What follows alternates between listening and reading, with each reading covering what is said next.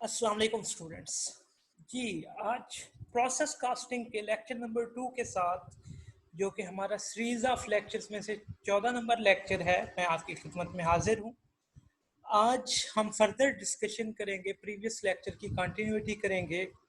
First of all हम देखते हैं कि लास्ट लेक्चर में हमने क्या डिस्कस किया था।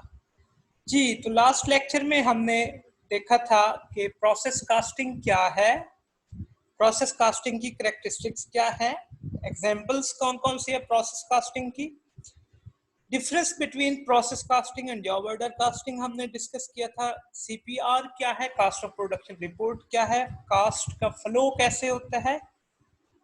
दो केसेस में हमने डिस्कस किया था कि अगर फाइफो मेथड यूज कर रहे हैं, अगर एफको मेथड यूज कर रहे हैं, और क्वेश्चन कैसे सॉल्व करना है प्रोसेस कास्टिंग का। लेकिन लास्ट सेशन में हमने ये अजम्पशन ली थी कि हमारे पास कोई स्पॉइलेज नहीं है। आज की जो हमारी डिस्कशन है वो है स्पॉइलेज के रेलिवेंट कि हमारे पास कौन कौन सी स्पॉइलेज है, स्पॉइलेज है क्या, उसकी क्लासिफिकेशंस क्या है, हमने स्पॉइलेज को एड्रेस करने के लिए कौन से इश्यूज हैं जिनको देखना है, प्रोसेस अकाउंट कैसे फॉर्म होता है, और प्रोसेस कास्टिंग के मेरिट्स एंड डीमेरिट्स। आज अगेन मैं एक छोटा सा न्यूमेरिकल आप लोगों के साथ डिस्कस करूंगा जिसमें मैं स्पॉइलेज का एक केस डिस्कस करूंगा, लेकिन नेक्स्ट लेक्चर में मैं कॉम्प्लेक्स क्वेश्चन सारे ही न्यूमेरिकल्स आपके साथ डिस्कस करूंगा। जी, तो स्पॉइलेज क्या है? स्पॉइलेज वेस्ट या स्क्रैप है जो प्रोडक्शन प्रोसेस में होता है, जो वेस्टेज होती है उसको हम क्या कहते हैं, ये स्पॉइलेज है। अब प्रोसेस कास्टिंग में हमने कहा कि होमोजीनियस नेचर की प्रोडक्ट्स हैं और डिफरेंट प्रोसेसेस से प्रोसेस 1, 2, 3 एंड सो ऑन फिर जाके प्रोडक्ट कंप्लीट होती है जो कि मार्केट डिमांड के मुताबिक आप प्रोड्यूस करते हैं। तो उसमें पॉसिबिलिटी है कि आपकी स्पॉइलेज हो किसी भी प्रोसेस में। अब स्पॉइलेज दो तरह की होती है, एक है नॉर्मल स्पॉइलेज और एक है एबनॉर्मल स्पॉइलेज। नॉर्मल स्पॉइलेज क्या है? वो nature of process, nature of product की वजह से होनी ही होनी है। इसकी एग्जांपल मैं आप लोगों के साथ शेयर करूंगा कि पाकिस्तान एक एग्रेरियन सोसाइटी है, तो यहाँ पे धान की फसल, राइस जिसको कहते हैं, काफी ज्यादा काश्त होती है। तो जब फार्मर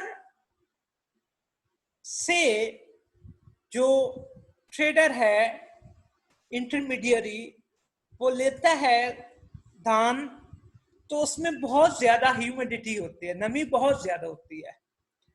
अब नमी की वजह से जब उसका चावल बनता है तो प्रोसेसिंग में प्रॉब्लम आता है। तो अच्छा क्वालिटी राइस प्रोड्यूस करने के लिए, चावल प्रोड्यूस करने के लिए उसको बहुत ज्यादा ड्राई किया जाता है, तो उससे लॉस ऑफ वेट जरूर होता है। अगर आपने 100 kg लेट्स अज्यूम धान खरीदा है, तो ह्यूमिडिटी खत्म करते हुए मुमकिन है जो फाइनल आउटपुट आए आपके पास धान की चावल की, वो मुमकिन है 60 kg हो, 70 kg हो, 80 kg हो, व्हाटसोएवर। तो वो जो कमी हुई है वेट में, ये क्या है? ये नेचर ऑफ प्रोसेस की वजह से। एक कारपेंटर जो कि एक लकड़ी लेता है, लकड़ी लेके उससे टेबल बनाता है, तो उसमें भी पॉसिबिलिटी है कि कुछ ना कुछ बुरे की फॉर्म में जो लकड़ी है वो जाये हो ही हो। तो ये नेचर ऑफ प्रोसेस की वजह से होता है, ये अनअवॉइडेबल होता है, डिफिकल्ट टू अवॉइड है। ये क्या है जी? डिफिकल्ट टू अवॉइड है, इसको अवॉइड नहीं किया जा सकता। ठीक है जी। अब एबनॉर्मल स्पॉइलेज क्या है? ये वो वेस्ट या स्क्रैप है जो नेग्लिजेंस की वजह से होता है, ये नेचर ऑफ प्रोसेस की वजह से नहीं होता। इसको अवॉइड किया जा सकता है बेहतर मेजर अडॉप्ट करने से। मिसाल के तौर पे मैंने वो राइस मैन्युफैक्चरिंग प्रोसेस की एग्जांपल आपके साथ शेयर की थी। तो गोडाउन जो है वहां से अगर आपका से 1000 kg जो राइस है वो चोरी हो जाता है। तो ये स्पॉइलेज कौन सी है? एबनॉर्मल स्पॉइलेज है। ये अवॉइड की जा सकती थी, ये आपकी नेग्लिजेंस की वजह से चोरी हुई है। या आग लग जाती है गोडाउन में, सारे का सारा चावल जल जाता है, तो ये क्या है? नेग्लिजेंस की वजह से है। तो डिफरेंस का पता चल गया कि नॉर्मल स्पॉइलेज क्या है, जो नेचर ऑफ द प्रोसेस की वजह से और इसने होना ही होना है, और एबनॉर्मल स्पॉइलेज कौन सा है, जो नेचर ऑफ प्रोसेस की वजह से नहीं है बल्कि आपकी नेग्लिजेंस की वजह से। जी, हमें कौन से इश्यूज हैं स्पॉइलेज का केस अगर प्रोसेस कास्टिंग में हो तो जिसको डील करना है? सबसे पहले तो हमें ये देखना है कि कितने यूनिट्स आपके स्पॉइल हुए हैं, पहली बात। दूसरी बात कि जो यूनिट स्पॉइल हुए हैं वो क्या नॉर्मल स्पॉइलेज की वजह से है या एबनॉर्मल स्पॉइलेज की वजह से है। उन स्पॉइल्ड यूनिट्स की एक यूनिट की कास्ट क्या है और उस कास्ट को अकाउंट फॉर कैसे करना है, एलोकेट कैसे करना है, ये मेजर इश्यूज आज की हमारी डिस्कशन में। जी, तो सबसे पहले देखते हैं कि how many units spoiled. Normally questions में नंबर ऑफ स्पॉइल्ड यूनिट्स आपको दिए होते हैं। अब इसमें इंपॉर्टेंट पॉइंट जो है क्वेश्चन को सॉल्व करने के हवाले से वो ये है कि आपने ये चेक करना है कि ये स्पॉइलेज जो हुई है ये किस प्रोडक्शन प्रोसेस में किस पॉइंट पे हुई है। This is important. 50% production complete हुई है तो आपकी स्पॉइलेज हुई है, 80% पे हुई है, फुल प्रोडक्शन कंप्लीट होने के बाद इंस्पेक्शन हुई है तो आपको पता चला कि जी ये यूनिट स्पॉइल्ड है, 10% पे है। तो ये आपने बहुत ध्यान से देखना है। क्यों ध्यान से देखना है? उसकी रीजन ये है कि इक्विवेलेंट यूनिट्स की जो कैलकुलेशन है वो इससे इंपैक्ट होती है। कि मैं आपके साथ बाद में भी इस पे बात करूंगा कि इक्विवेलेंट यूनिट्स की कैलकुलेशन में ये इंपैक्ट करता है कि कहां पे स्पॉइलेज किस पॉइंट पे हुई है। क्वेश्चन में नॉर्मली कोई ना कोई हिंट या नंबर्स उसने दिए होते हैं, कोई कैलकुलेशन का पैरामीटर दिया होता है कि इतने यूनिट्स आपके स्पॉइल हुए हैं, लेकिन आपने एक और चीज जो आइडेंटिफाई करनी है वो ये कि किस पॉइंट पे स्पॉइलेज हुई है। ठीक है जी। अब आपने ये देखना है कि क्लासिफाई कैसे करना है कि वेदर ये नॉर्मल स्पॉइलेज है या एबनॉर्मल स्पॉइलेज है। अब नॉर्मल स्पॉइलेज का उसने कोई ना कोई पैरामीटर आपको दिया होता है जो कि नॉर्मल इन चार में से कोई एक होता है। पहला क्या है? वो कहता है जी कि जो यूनिट्स ऑफ जो यूनिट स्टार्ट किए हैं प्रोडक्शन में आपने उनके इतने परसेंट, जो यूनिट्स कंप्लीट किए हैं उनके इतने परसेंट, गुड यूनिट्स जिन्होंने इंस्पेक्शन पास कर ली उसके इतने परसेंट, या percentage of total number units जो टोटल इंस्पेक्ट हुए, ये है जिन्होंने इंस्पेक्शन पास की उसकी परसेंटेज।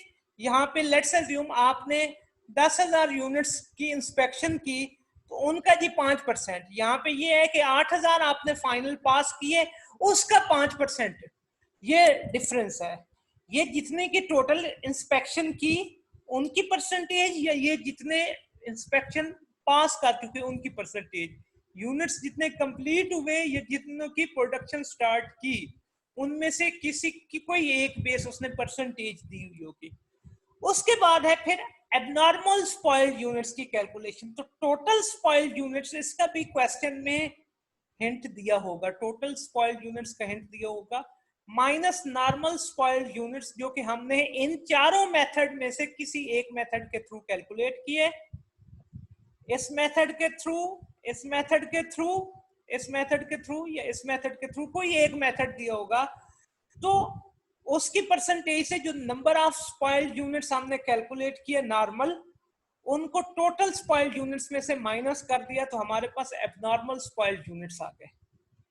अब हमें पता चल गया, बाइफिकेशन होगी कि हो गई कि हमारी नॉर्मल स्पॉइलेज जितनी है और एबनॉर्मल स्पॉइलेज जितनी है। अब हमारी नेक्स्ट डिस्कशन जो है वो है किस हवाले से, कास्ट कैसे हमने अकाउंट फॉर करनी है हर यूनिट की। जी, तो उसके लिए हमारे पास जो मेथड है उसको हम डिस्कस कर लेते हैं।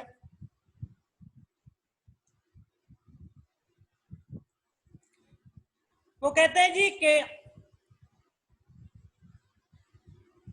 क्यों ये जरूरी है, उसकी पहले तो ये लॉजिक डिस्कस कर लेते हैं। वो कहते हैं जी कि spoiled units are identified as spoiled after processing has begun. अगर प्रोसेसिंग स्टार्ट हो गई तो यूनिट्स उसके बाद अगर स्पॉइल हुए करंट डिपार्टमेंट में, तो पॉसिबिलिटी है कि आपने कोई कन्वर्जन कास्ट लगाई हो, पॉसिबिलिटी है आपने कोई मटेरियल कास्ट लगाई हो उस प्रोसेस पे, और पॉसिबिलिटी है जो प्रीवियस डिपार्टमेंट में कास्ट लगी है या डिपार्टमेंट्स में वो भी ट्रांसफर हुई हो उन यूनिट्स में। तो इसके लिए हमें जरूरत है कि हमें कैलकुलेट करना है कि ईच स्पॉइल्ड यूनिट की कास्ट क्या आ रही है।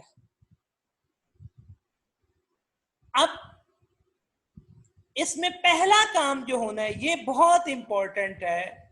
स्पॉइल्ड यूनिट्स के हमने ईयूपीज उसी वे में कैलकुलेट करते हैं जैसे क्लोजिंग वर्क इन प्रोसेस की करते थे। उसकी स्टेज ऑफ कंप्लीशन चेक करनी है कि कितने % वो कंप्लीट हुआ है या नहीं हुआ। आगे फर्दर एक बाइफिकेशन होनी है कि नॉर्मल स्पॉइलेज को हम इग्नोर कर देते हैं, उसमें ये कैलकुलेशन हमें नहीं करनी पड़ेगी। अगर एबनॉर्मल स्पॉइलेज हुई है तो फिर ये कैलकुलेशन हमें करनी पड़ेगी। तो उसका सेम वही प्रोसेस होगा जो हमने closing work in process inventory के लिए यूज करना है, चाहे वो मटेरियल की है, चाहे पिछले प्रीसीडिंग डिपार्टमेंट की कास्ट का है, चाहे वो कन्वर्जन का है, जो भी केस है जिसका भी ईयूपी कैलकुलेट करना है। और उसकी कास्ट की एलोकेशन भी इसी तरह करेंगे जैसे हम क्लोजिंग वर्क इन प्रोसेस के यूनिट्स को कास्ट एलोकेट करते हैं। नेक्स्ट लेक्चर में मैं इस पे प्रॉपर 1-2 क्वेश्चन सॉल्व करूंगा, सिर्फ स्पॉइलेज के केस को मद्देनजर रखते हुए, कॉम्प्लेक्स केस को। जी, तो नॉर्मल स्पॉइलेज की ट्रीटमेंट, अकाउंटिंग ट्रीटमेंट क्या है, आज हम इसका न्यूमेरिकल भी देखेंगे नॉर्मल स्पॉइलेज का। तो नॉर्मल स्पॉइलेज की अकाउंटिंग ट्रीटमेंट वेरी सिंपल है कि उसको हम उसकी जितनी भी कास्ट है उसको चार्ज कर देते हैं गुड यूनिट्स जो कि फिनिश गुड्स को ट्रांसफर हुए हैं। ठीक है, तो एज सच इसकी इतनी कॉम्प्लिकेटेड कैलकुलेशन नहीं होती। हमने क्या करना है, इसकी कास्ट को जो गुड यूनिट्स हमने प्रोड्यूस किए हैं उनको कास्ट एलोकेट करनी है। हाँ, एबनॉर्मल स्पॉइलेज की जो कास्ट है उसको हम अकाउंट फॉर कैसे करेंगे, हम एक्सपेंस आउट कर देंगे इनकम स्टेटमेंट में उस पीरियड में जिसमें एबनॉर्मल स्पॉइलेज हुई है। अब एक बात गौर से समझिएगा, मैं दोबारा से रिपीट कर रहा हूं, अकाउंटिंग ट्रीटमेंट की आपको समझ आ गई कि नॉर्मल स्पॉइलेज की कास्ट को हम एलोकेट कर देते हैं जितने भी गुड यूनिट्स हमने प्रोड्यूस किए हैं, लेकिन एबनॉर्मल स्पॉइलेज की कास्ट को हम कहां पे चार्ज करते हैं, किसको चार्ज करते हैं, इनकम स्टेटमेंट को एज एन एक्सपेंस। जी, तो नॉर्मल स्पॉइलेज फिर जो नेचर ऑफ प्रोसेस की वजह से है, नेचर ऑफ प्रोडक्ट की वजह से है, और एबनॉर्मल स्पॉइलेज जो आपकी नेग्लिजेंस की वजह से है। नॉर्मल स्पॉइलेज अवॉइडेबल है, एबनॉर्मल स्पॉइलेज अनअवॉइडेबल है। जी, प्रोसेस अकाउंट का फॉर्मेट कुछ इस तरह होगा। डेबिट साइड पे opening work in process, previous process से जो यूनिट्स आए या जो उसी टाइम पीरियड में इंट्रोड्यूस हुए वो यूनिट्स, उनकी कास्ट, फिर इस टाइम पीरियड में जो कास्ट हमने ऐड की मटेरियल की और कन्वर्जन की वो हम ऐड करेंगे अमाउंट के कॉलम में, और यूनिट्स के कॉलम में यूनिट्स शो करेंगे। दूसरी साइड पे फिनिश गुड्स के यूनिट्स और उनकी अमाउंट, नॉर्मल स्पॉइलेज के सिर्फ यूनिट्स, क्योंकि उसकी कास्ट हमने गुड यूनिट को एलोकेट कर देनी, अभी मैंने आपसे जिक्र किया। ठीक है जी, एबनॉर्मल स्पॉइलेज के यूनिट्स, उसकी कास्ट, और क्लोजिंग वर्क इन प्रोसेस के यूनिट्स और उसकी कास्ट। अब ये दोनों साइडें, डेबिट और क्रेडिट साइड, इक्वल होनी चाहिए। ठीक है जी, अब हम एक एग्जांपल डिस्कस करते हैं, बड़ी बेसिक सी एग्जांपल है। किस हवाले से? नॉर्मल स्पॉइलेज के हवाले से। ये उसी एग्जांपल की कंटिन्यूटी है जो प्रीवियस सेशन में हमने डिस्कस की थी। कि पिछले सेशन में हमने डिपार्टमेंट 1 को डिस्कस किया था, अब हम डिपार्टमेंट 2 को ट्रांसफर हुए थे डिपार्टमेंट 1 से 600 सोप्स। अब डिपार्टमेंट 2 ने 450 सोप्स जो हैं वो कंप्लीट कर दिए और फिनिश गुड्स को ट्रांसफर कर दिए। अभी जो यूनिट्स स्टिल इन प्रोसेस है, closing work in process 100 units हैं और 50 यूनिट्स लास्ट जो कि नॉर्मल स्पॉइलेज है उसने इंडिकेट कर दिया। अदरवाइज ये तो एब्सोल्यूट फिगर कैलकुलेट करके मिल गया। थोड़े से कॉम्प्लेक्स क्वेश्चन में जो कि कल हम डिस्कस करेंगे, उसमें वो क्या करेगा कि नॉर्मल यूनिट्स लास्ट की कैलकुलेशन के लिए कोई बेस हमें प्रोवाइड करेगा और उस बेस से हम परसेंटेज कैलकुलेट कर लेंगे। ठीक है जी, जो यूनिट्स वर्किंग इन प्रोसेस में है, क्लोजिंग वर्क इन प्रोसेस में 100% वो कंप्लीट है मटेरियल के हवाले से, 60% कंप्लीट है वो कन्वर्जन कास्ट के हवाले से। एक बात याद रखिएगा, जो कास्ट पिछले डिपार्टमेंट से ट्रांसफर होते हैं वो तो 100% स्टेज ऑफ कंप्लीशन उसकी होती है क्योंकि लग चुकी होती है ऑलरेडी। ये इंपॉर्टेंट पॉइंट है कि प्रीसीडिंग डिपार्टमेंट से जो कास्ट ट्रांसफर होती है वो 100% जो है वो लागत उसकी आ चुकी होती है। अच्छा जी, cost received from the preceding department 540। अब कास्ट का डाटा आ गया।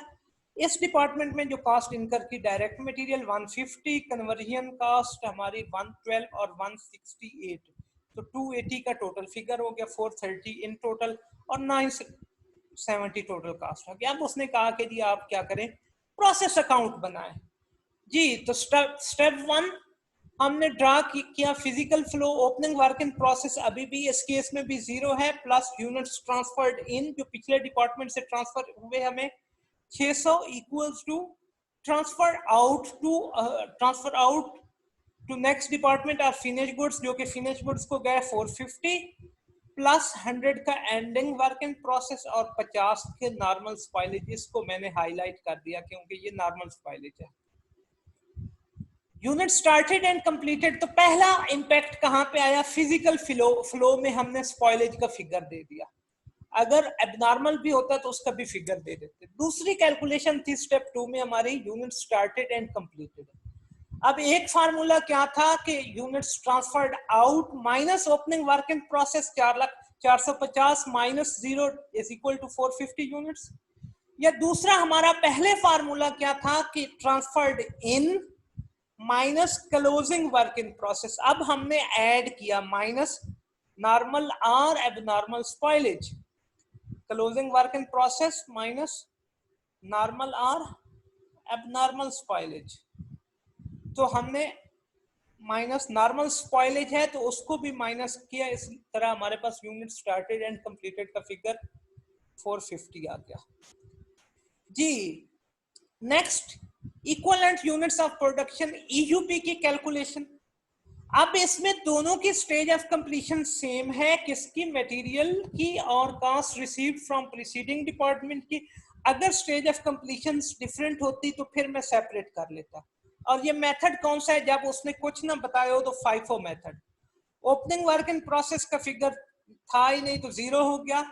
यूनिट स्टार्टेड एंड कंप्लीटेड की मैंने बताया हमेशा 100%।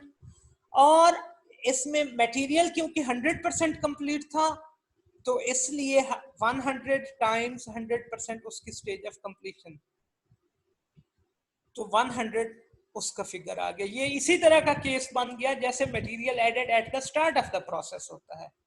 तो 550 के ईयूपीज हमारे आ गए किसके, मटेरियल कास्ट के हवाले से और cost received from preceding department के हवाले से। कन्वर्जन की क्लोजिंग वर्क इन प्रोसेस की स्टेज ऑफ कंप्लीशन 60% थी, तो उसके साथ मल्टीप्लाई किया तो 60 यूनिट्स आ गए, बाकी सेम रही। 450 टाइम्स 100% 450। इस तरह हमारे पास इसकी ईयूपीस कितने यूनिट्स है 510 और इसके 550 जी। अब cost received from proceeding department एक ही है, ओपनिंग वर्क इन प्रोसेस नहीं, तो मैंने सिर्फ एक ही फिगर शो कर दिया 540 का।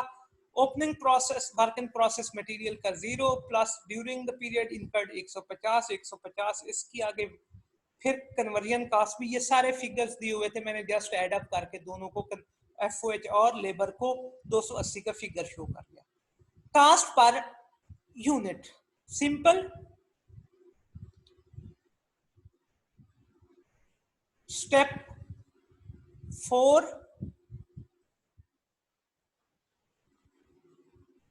ठीक है, डिवाइडेड बाय जो कि 540 टोटल कास्ट डिवाइडेड बाय ईयूपीज उसके 0.9811 और फिर मटेरियल की 150 कास्ट उसके ईयूपीज 550 0.2727 फिर कन्वर्जन की 280 डिवाइडेड बाय उसके ईयूपीज 510 इज इक्वल टू 0.5490। लो जी, ये हमने कास्ट पर ईयूपी या कास्ट पर यूनिट कैलकुलेट कर ली। अब ये फाइफो मेथड है, अगर ओपनिंग वर्क इन प्रोसेस होता तो किसको ट्रांसफर होता, फिनिश गुड्स को, नहीं है तो 0 शो कर दिया। Cost from preceding department per unit calculate कर ली, मल्टीप्लाई बाय उसके ईयूपीस, जो कि मैंने एक बात आपसे कही थी कि हमने कौन कौन से लेने हैं, opening work in process plus unit started and completed, उन दोनों का सम। तो ओपनिंग वर्क इन प्रोसेस था नहीं, तो यूनिट स्टार्टेड एंड कंप्लीटेड का फिगर उठा लिया। 450 उसको पर यूनिट के साथ मल्टीप्लाई किया तो 441.50 आ गया। अब 0.227 मटेरियल कास्ट की पर यूनिट जो प्रीवियस स्टेप 5 में कैलकुलेट की थी, उसको उसके ईयूपीज अगेन वही करेंगे, opening work in process plus unit started and completed लेंगे, तो 122.72 कन्वर्जन कास्ट 0.5490 टाइम्स 450। ये याद रखिएगा, थोड़ी सी मैंने यहाँ पे डेसिमल में अप्रोक्सीमेशन की हुई है, 247.25। तो इस तरह इसका सम किया तो फिनिश गुड्स की कास्ट आ गई 811.47 जी। अब क्लोजिंग वर्क इन प्रोसेस की बात कर लेते हैं, कास्ट ऑफ प्रीसीडिंग डिपार्टमेंट। अब सिर्फ क्लोजिंग वर्क इन प्रोसेस के ईयूपीज, तो मटेरियल के लिए वो 100 थे, उसकी पर यूनिट के साथ मल्टीप्लाई किया तो 98.32 अप्रोक्सीमेट फिगर। अब यहाँ पे 0.27 टाइम्स 100 27.27 और 0.549 टाइम्स 60 32.94, ये थोड़े से मैंने डेसिमल में अप्रोक्सीमेट किए हैं, तो 158.53 का फिगर आ गया। अब इस तरह हमने कास्ट को अकाउंट फॉर कर लिया। अब हम इससे प्रोसेस अकाउंट बना लेते हैं। डेबिट साइड पे ओपनिंग वर्क इन प्रोसेस था ही नहीं, प्रीवियस प्रोसेस से 600 यूनिट्स आए, उसकी कास्ट 540 थी, 150 मटेरियल कास्ट की ऐड की, कन्वर्जन की 280। यहाँ पे कोई फिगर नहीं आएगा क्योंकि यूनिट्स इनके एसोसिएट नहीं है, वो प्रीवियस प्रोसेस से या आते हैं या ओपनिंग वर्क इन प्रोसेस के बड़े होते हैं। अब फिनिश गुड्स को हमने 450 यूनिट्स चार्ज किए, उसकी कास्ट अभी हमने कैलकुलेट की थी 811.47। नॉर्मल स्पॉइलेज के सिर्फ यूनिट्स हैं, क्योंकि हमने उसको सब गुड यूनिट्स पे कास्ट को बाइफिकेट कर दिया, इसलिए उसकी कोई कास्ट एलोकेशन की चार्जिंग नहीं होती जी। उसके बाद हमारे पास 600 के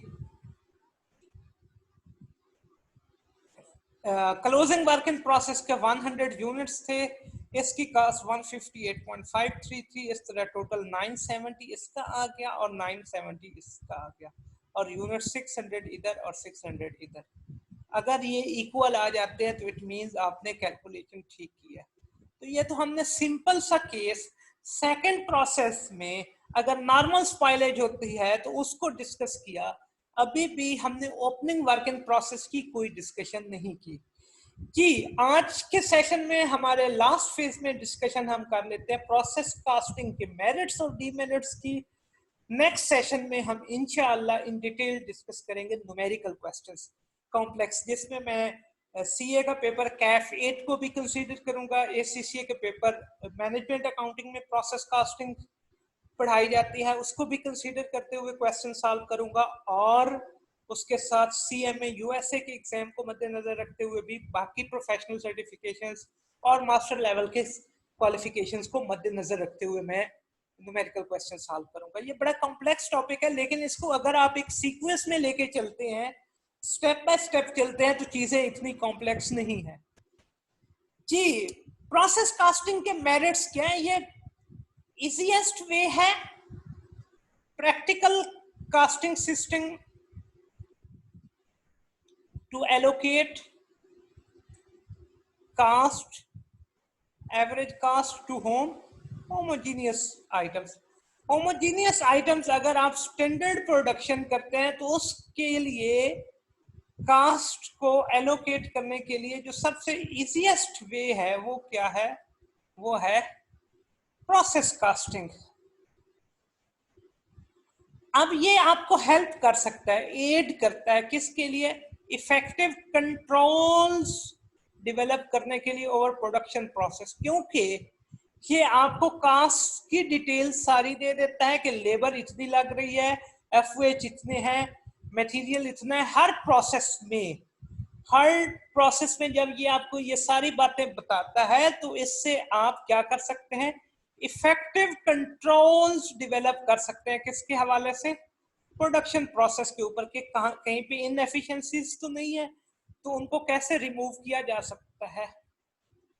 ये फ्लेक्सिबल है। अगर आप अपने प्रोसेसेस को रिमूव करते हैं या ऐड करते हैं, लेट्स अज्यूम पहले आप प्रोडक्ट को 3 प्रोसेसेस से गुजार के बनाते हैं, अब आपने कहा कि sophisticated method of production adopt किया कि जी अब हमने इसको 2 प्रोसेस से गुजार के लाना है, तो इन दैट केस ये प्रोसेस कास्टिंग ऐसा सिस्टम है जो बहुत जल्दी अडॉप्ट कर लेता है आपकी कॉस्ट अकाउंट फॉर करने के लिए।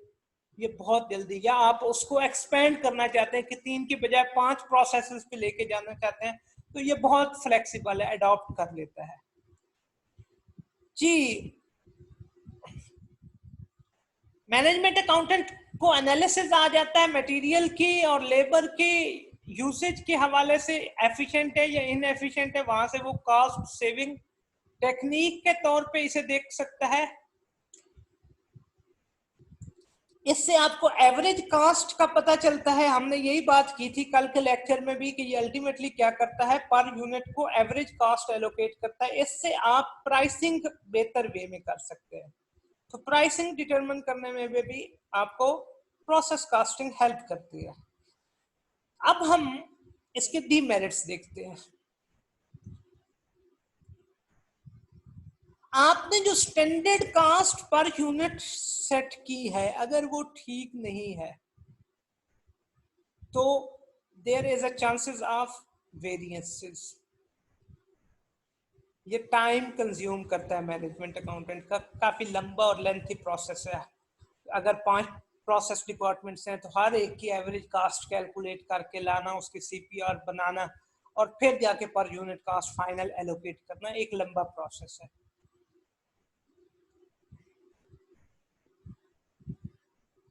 आपने इक्विवेलेंट यूनिट्स ऑफ प्रोडक्शन ईयूपीस जो कैलकुलेट किए, अगर उसकी जो स्टेज ऑफ कंप्लीशन है वो ठीक नहीं है तो इनएक्यूरेसी आ सकती है।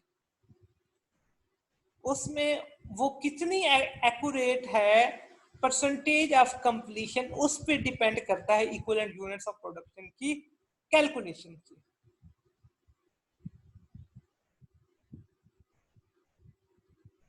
ये अगर आपकी जॉइंट प्रोडक्शन है, जॉइंट प्रोसेसिंग है, तो एक्यूरेट कास्ट एलोकेट नहीं करता एक पर यूनिट को।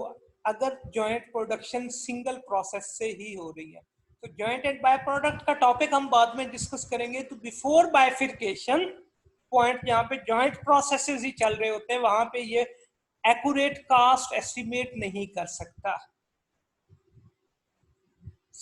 लाइक हेट्रोजीनियस प्रोडक्ट्स या अगर आपकी डाइवर्सिफाइड प्रोडक्ट्स हैं तो उसके लिए भी प्रोसेस कास्टिंग सूटेबल नहीं है।